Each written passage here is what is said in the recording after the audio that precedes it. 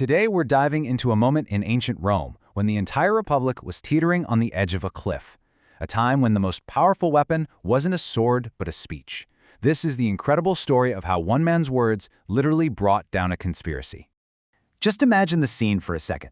The Roman Senate is in session. The consul, Cicero, gets to his feet, points directly at another senator, a man named Catiline, and hits him with this explosive question. This wasn't just a speech, you guys. This was a public takedown, an act of political warfare that would echo for centuries. The year is 63 BCE, and Rome is basically a tinderbox. It's full of social tension, people are drowning in debt, and political ambitions are out of control. And just under the surface, a plot is simmering, a plot to burn the city, kill its leaders, and just seize power. The very idea of the republic is on the line. All right, part one, Rome on the brink.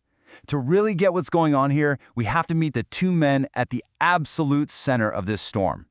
So on one side, you've got Marcus Tullius Cicero. He's 43, and he's at the very top of the Roman political ladder as consul. He's a brilliant lawyer, an absolute master of public speaking, but, and this is key, he's a new man. He's the first in his family to ever reach this high office, which kind of makes him an outsider to the old money aristocrats. And then you have our other guy, Lucius Sergius Catilina. He's an aristocrat who feels like the system cheated him when he lost the election for consul. So he channeled all that anger into a plan to take by force what he couldn't win with votes. And believe me, things escalated so fast. Look at this timeline. In late October, Cicero gets a tip about the plot and warns the Senate. Just a few weeks later, assassins show up at his front door. The very next day, he gives that legendary first speech. By early December, he has cold, hard evidence, and just 2 days after that, the Senate makes a decision that will change everything. This whole thing was a crisis unfolding in real time, day by day. Okay, part two, Cicero's weapon. So you're facing down assassins and a full-blown rebellion. What do?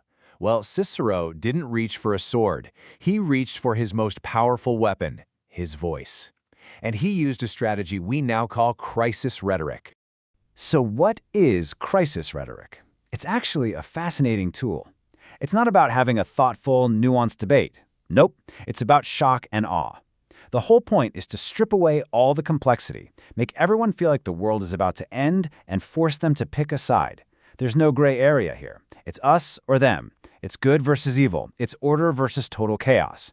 And here's the playbook. First, you create an intense sense of immediacy. The danger isn't coming, it's here, right now. Then you demand quick solutions. No time to think, we have to act. Of course, you polarize everybody, painting the situation as a clear battle between good and evil. And what does that do? It reinforces your own strength as the only one who can handle the crisis. And this quote just perfectly illustrates the whole technique. I mean, listen to this language from his second speech. Decency versus wantonness, modesty versus defilement, virtues versus vices. He's not just talking about a political disagreement here. He is framing this as a cosmic battle for the very soul of Rome. It's just incredibly powerful stuff. So now let's break down how he actually used this rhetoric in the real world, across 4 landmark speeches. Each one was a calculated step designed to take this conspiracy apart piece by piece. This whole thing was a masterclass in political maneuvering. Okay, so step 1, that first speech. He confronts Catiline in the Senate, lays out the whole conspiracy in shocking detail, and basically shamed him so badly that Catiline has no choice but to flee the city. Step 2, as soon as Catiline's gone, Cicero goes straight to the people of Rome. He masterfully spins Catiline's escape not as him getting away, but as proof that he was guilty. Brilliant. Step 3, Cicero plays his trump card. He reveals these incriminating letters from the other conspirators still in the city. This was the smoking gun, the undeniable proof he needed. And that sets up the final move, step 4, where he goes back to the Senate and argues that the remaining plotters are so dangerous they have to be executed, immediately and without a trial. And you know what? The Senate agreed. 5 conspirators who were still in Rome were taken to the state prison and strangled. In the immediate aftermath, Cicero was the hero of the hour. His popularity just went through the roof, and the Senate gave him the highest honor a Roman could ever get, Pater Patriae, father of the fatherland. He had saved the Republic. But the story is not over yet. And that brings us to part 3, victory and controversy, because the very action that made Cicero a hero also planted the seeds for his own downfall. See, this action kicked off a debate that would rage for years. On one side, was Cicero a savior who did what had to be done to stop a violent coup? Or was he a tyrant who trampled all over one of Rome's most sacred laws, that no citizen could be put to death without a proper trial? Did he end up saving the Republic only by betraying its most important principles? And this leads us to an even bigger question, right? Cicero's speeches paint this perfect picture of a single, watchful hero standing all alone against the darkness. But was that the whole story? To dig into that, we have to look at another source, one that tells a very different version of events.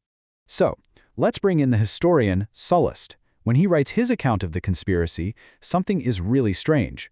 Rome's greatest orator is conspicuously quiet. Sallust mentions that Cicero spoke, but he doesn't quote a single word. It is a stunning omission, and you better believe he did it on purpose. See, according to Sallust, Cicero wasn't the master detective he made himself out to be. The first tip-off actually came from a woman named Fulvia. She was the mistress of one of the plotters. And that crucial hard evidence? It was handed over by a group of Gallic ambassadors, who the conspirators foolishly tried to recruit. And in Sallus's version, the biggest, most important speeches in the Senate weren't even given by Cicero. He gives the credit to Julius Caesar and Cato the Younger. Cicero's role gets shrunk from hero to basically a messenger. So, why the different story? Well, it's simple. Politics. Sallust was a huge supporter of Julius Caesar, who happened to be one of Cicero's biggest and most bitter political rivals. So by basically muting Cicero and turning up the volume on Caesar's role, Sallust was doing a bit of historical revisionism. He was settling old scores on the pages of history. So where does all this leave us? Well, look, there is no doubt that Cicero's speeches were political masterpieces that pulled the state together at a moment of serious danger. His words were absolutely the weapons that won the day. But Sallus's account is such a vital reminder that the heroic story we get told so often really depends on who's doing the telling.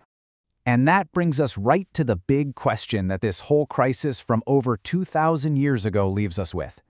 It's a question that is just as relevant today as it was in that Roman Senate. When faced with a threat to your very existence, where do you draw the line between decisive action and tyranny? How much of our liberty is worth giving up for the promise of security?